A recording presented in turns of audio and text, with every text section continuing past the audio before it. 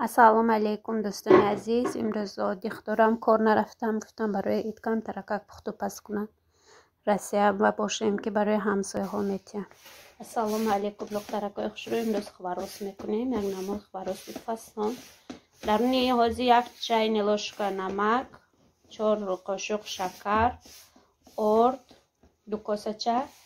بعد باید دارد 1 پیاله افغانی رستительное масло، 1 دانه تخم، شیر، 1 پیاله شیر، 1 پیاله آب. تمام دیگر یگان چی ندارد دخترا. بس تیار میکنم برای عید. میبینیم که چی میشه. منم خیلی بالاچه ها میگیریم با سلفان محکم میکنیم. همش رو هم خیلی تنوگ میکنیم. باز نشان میتیم دوامش.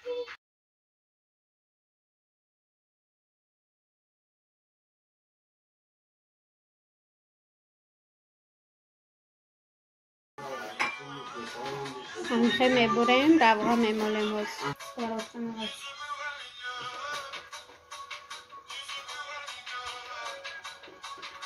من دستم دینده شد نمیدونم شو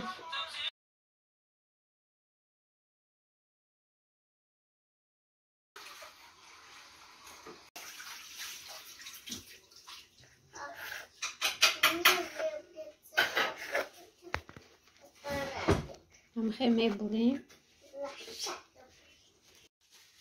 منم خیلی میپیچونیم. شاینه ندارم من پیچونم. من همزه دار نجامانده. نجام. خیلی میگیریم.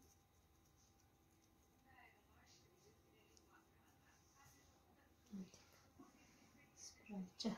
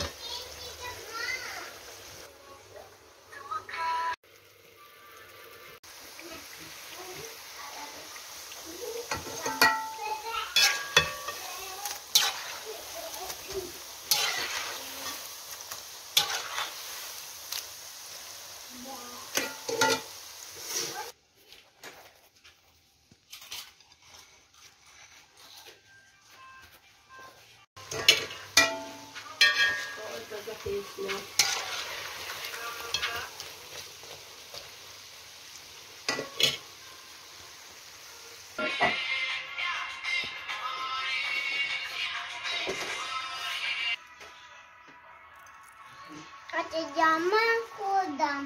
Hani genelde konam. Açacağım da var ya. Тебе поможу. Açacağım da mantık. Mantık. Açacağım da mantık.